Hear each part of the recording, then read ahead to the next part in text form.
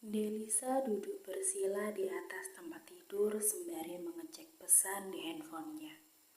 Arthur baru saja mengiriminya pesan kalau dirinya akan menjemput Delisa untuk pergi ke kantor bersama. Apa dia nggak capek? Pikir Delisa. Semalam Arthur baru sampai ke rumah pukul 9:30 malam. Dan nampaknya rapat direksi juga sudah selesai dan tidak akan ada rapat susulan. Delisa sebenarnya mau bertanya banyak hal, tapi ia tahu kalau Arthur pasti sangat lelah setelah meeting seharian. Jadi ia menahan diri untuk tidak bertanya. Masih amat sangat pagi, tapi grup gibahnya sudah banyak pesan. Padahal dalam grup tersebut tak sampai 10 orang. Bahagiakan bos. Delisa berdecak.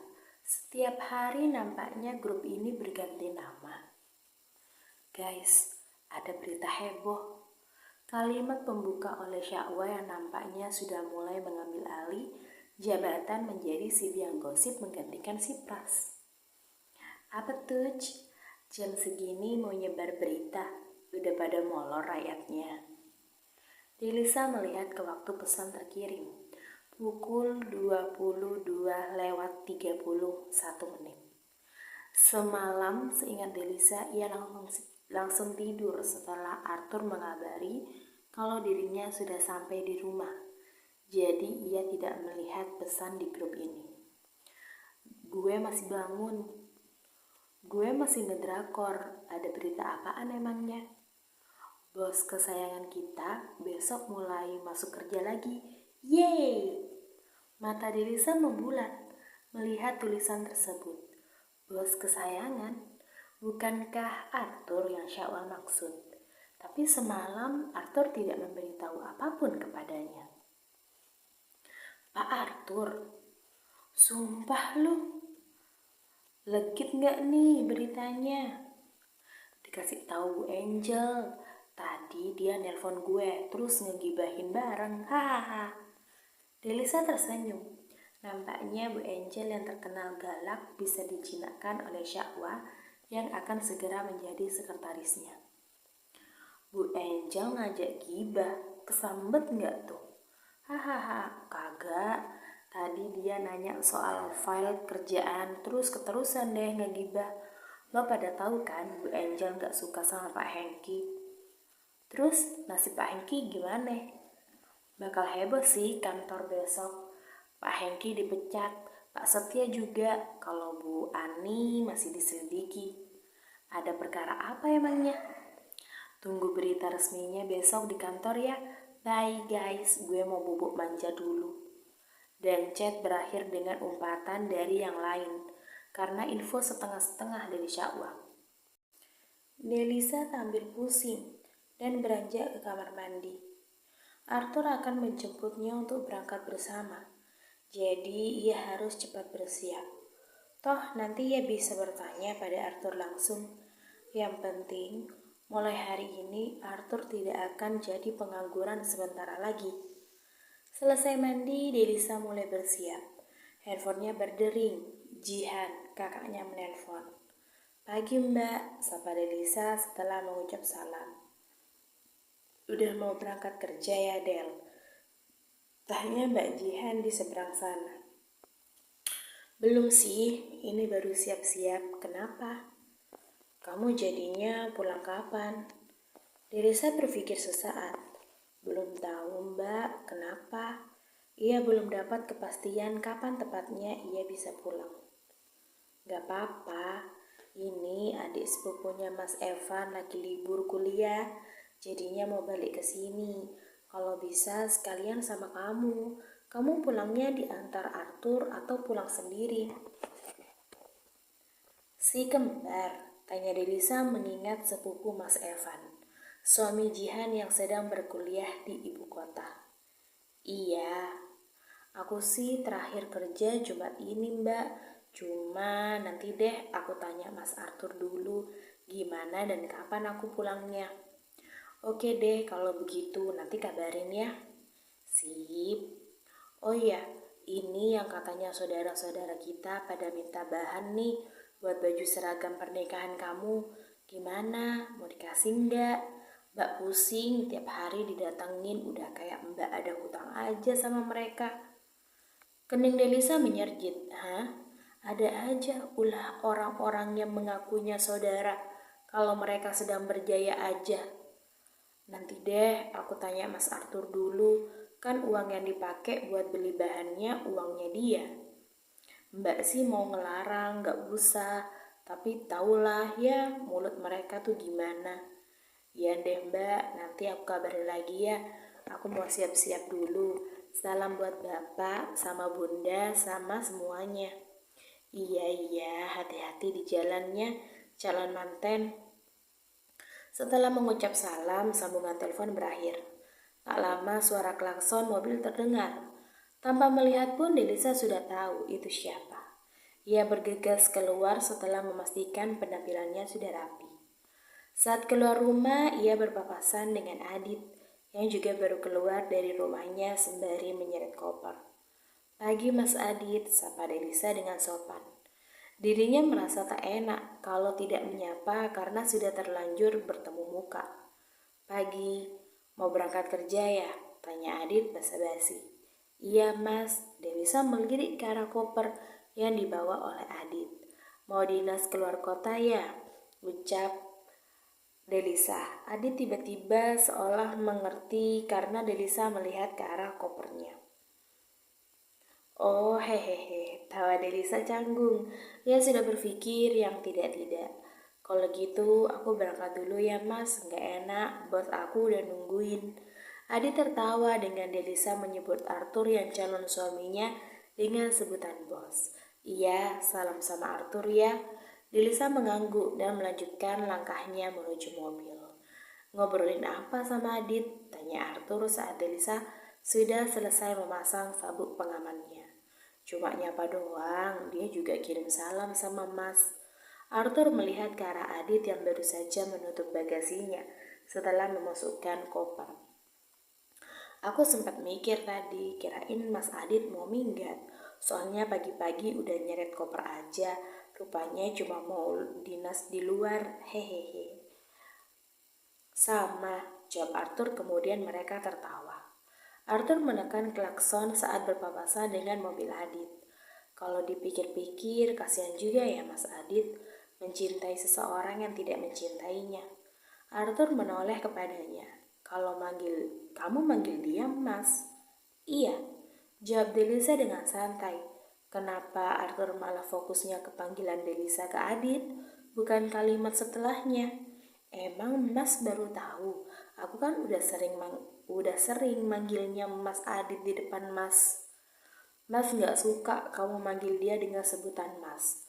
Mulut Delisa nyaris melongo. Apakah Arthur sedang cemburu saat ini?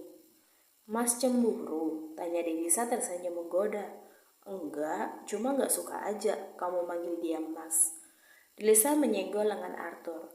Masa sih? Goda Delisa lagi. Arthur mendesah pelan. Makin hari Mas jadi merasa sepertinya selama ini Mas tidak mengenali kamu sepenuhnya. Mendengar ucapan Arthur tersebut, Delisa yang tadinya tersenyum menjadi manyun. Maksud Mas, rasanya setiap hari ada aja hal baru yang Mas lihat dari diri kamu. Arthur menoleh ke arah Delisa, dan itu menyenangkan, sambungnya. Delisa yang tadinya hendak marah jadi tersenyum malu-malu. Iya dong, Mas harus kuat-kuat sama aku yang cemburuan, kemudian barbar, suka marah-marah, cerewet, nyebelin. Delisa mengabsen kejelekan dalam dirinya. Arthur mendengus tawa. Kalau itu Mas udah tahu, cuma cemburuannya aja yang Mas baru tahu. Tangan kiri Arthur terulur mengambil tangan kanan Delisa ke dalam genggamannya. Sama satu lagi. Apa? Tanya Delisa yang merasa sudah menyebutkan hal-hal jelek dari dirinya. Suka ngungkit-ngungkit masa lalu. Delisa kembali memanyunkan bibirnya. Dia sendiri saja tidak mengerti kenapa dia sering sekali mengungkit masa lalu Arthur yang malah membuatnya sakit hati sendiri. Iya, ini aku juga lagi nyoba ngurang-ngurangin cemburuannya. Juga janji nggak akan ngukit masa lalu Mas lagi.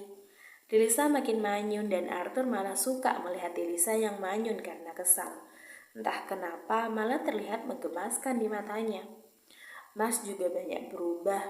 Kening Arthur mengerut. Masa? Ucapnya. Ia tak merasa ada yang berubah pada dirinya selain statusnya yang sebentar lagi akan menjadi seorang suami. Delisa mengangguk mantap. Mas tuh sadar nggak kalau semakin kesini, Mas tuh semakin banyak ngomong. Kalau dulu itu Mas irit banget sama suara.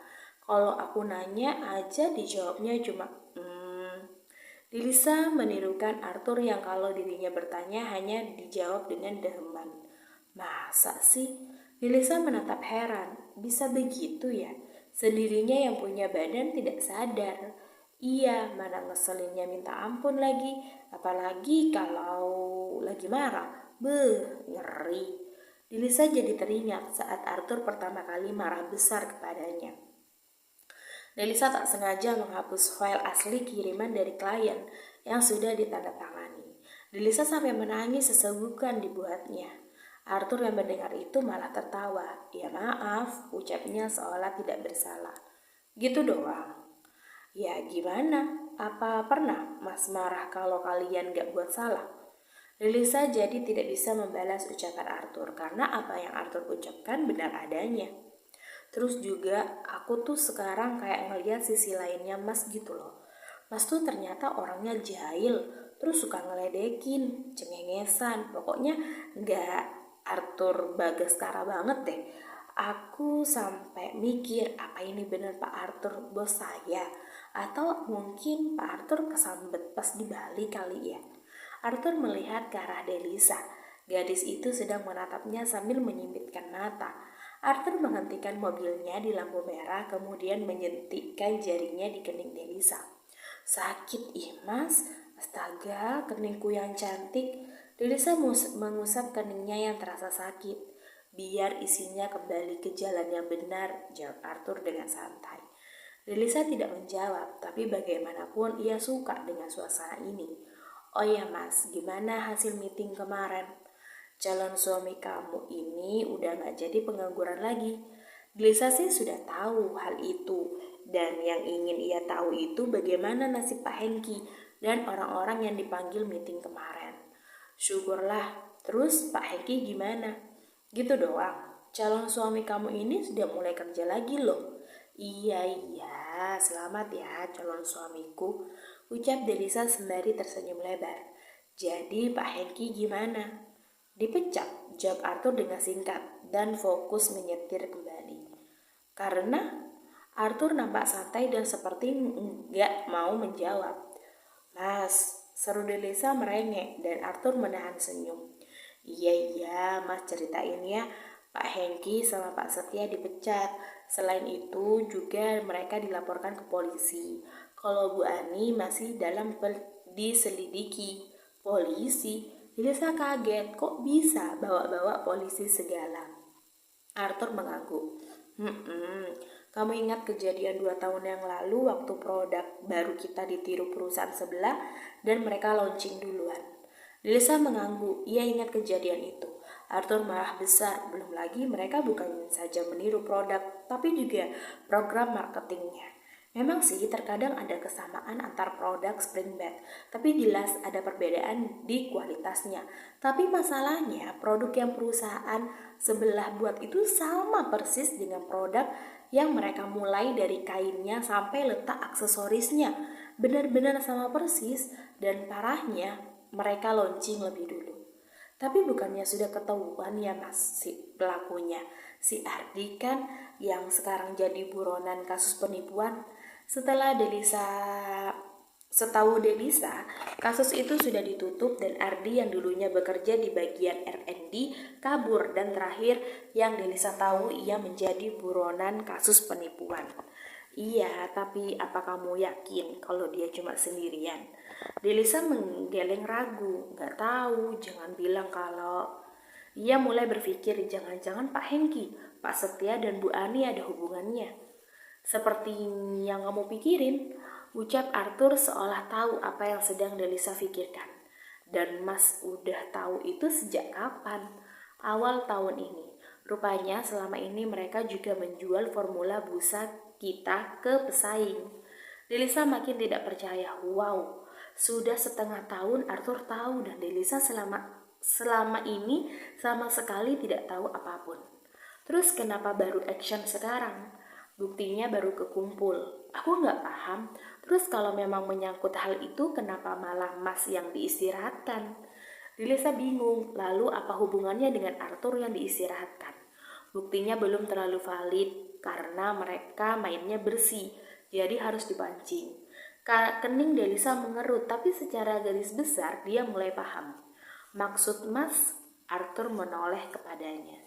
Dari awal Mas gak pernah diistirahatkan. Ucap Arthur dan Delisa tak bisa menahan rahangnya yang mulai terbuka saking kagetnya. Hei, kenapa? Kok diem? Tanya Arthur heran. Sudah hampir 1 menit dan Delisa tidak juga merespon. Wow, jadi itu semua cuma gimmick doang. Arthur mengangguk, seperti tak ada yang salah. Idenya Pak Angga, tapi bagus juga sih. Berkat itu buktinya jadi semakin kuat. Terus soal gosip itu, gosipnya memang ada, tapi tidak sampai berpengaruh dengan saham perusahaan. Aku masih kurang paham deh. Jadi gini, Arthur memelankan laju mobilnya. Awalnya memang ada rencana untuk menjebak mereka, dan kebetulan aja ada gosip ini, jadi bisa dijadikan alasan. Malam sebelum putusan kami meeting online dan menyetujui idenya Pak Angga. Mereka juga lebih kayak ngasih libur gitu buat Mas, karena selama ini katanya Mas kerja terlalu berlebihan. Delisa mengangguk setuju dengan kalimat bekerja berlebihan tersebut karena korban dari gila kerja Arthur itu berimbas kepada Delisa. Oh, pantes Mas santai banget. Tapi Mas tahu nggak? Gara-gara Mas yang katanya diistirahatkan, karyawan yang lain jadi pada heboh dan muter otak gimana caranya supaya gosip itu bisa reda dan Mas bisa balik masuk kerja lagi. Arthur tersenyum. Ia juga tidak menyangka mereka bahkan mengajukan diri untuk membantu menyelesaikan masalah Arthur. Iya, Mas juga nggak nyangka mereka ternyata sepeduli itu sama Mas. Sekarang ngerti kan kalau Mas itu disayang sama karyawan dan kayaknya Mas harus paling nggak neraktir mereka. Makan deh buat ucapan terima kasih. Traktir. Delisa mengangguk mantap. Kapan ya bagusnya? Tanya Arthur dan langsung membuat Delisa tersenyum. Gimana kalau akhir pekan ini? Saran Delisa. Arthur menoleh kepadanya kemudian tertawa seolah paham dengan maksud Delisa. Iya, kabarin aja mereka. Dan senyum Delisa semakin lebar. Arthur paham maksud Delisa karena akhir pekan ini hari terakhir Delisa bekerja dan pastinya teman-temannya menodongnya minta ditraktir. Mau makan di mana? Kamu aja yang tentukan tempatnya. Itu tugas terakhir dari saya sebagai bos kamu. Tiba-tiba mata Delisa terasa panas mendengar kata tugas terakhir. Entah kenapa ada perasaan tidak ikhlas saat ia akan meninggalkan pekerjaan yang sudah sekitar 5-6 tahun ini ia geluti. Setelah ia resign, semua tak akan lagi sama. Ia juga akan jarang bertemu dengan teman-teman kantornya yang sudah ia anggap seperti keluarga. Loh, kenapa? Kok menangis? Arthur agak kaget melihat mata Delisa yang sudah siap menurunkan hujan. Delisa mengambil tisu dari atas dashboard dan mengusap matanya. Gak apa-apa, mendadak ngerasa sedih aja pas Mas ngomong begitu. Dari dulu aku selalu bilang pengen resign, tapi sekarang setelah resign di depan mata entah kenapa aku jadi ngerasa gak rela. Air mata akhirnya sudah tak bisa ia tahan lagi. Ia benar-benar merasa sedih. Arthur menarik tangan Delisa yang ada di dalam genggamannya kemudian menciumnya. Semua akan baik-baik aja. Delisa mengangguk walau air matanya masih mengalir. Tak terbayang bagaimana nanti saat hari terakhir ia bekerja. Mungkin ia akan benar-benar menangis sesegukan. Delisa menarik nafasnya dalam-dalam, mencoba untuk menghentikan tangisannya. Baik Pak, akan saya kerjakan tugas ini dengan sangat baik. Ucapnya dan air matanya kembali mengalir.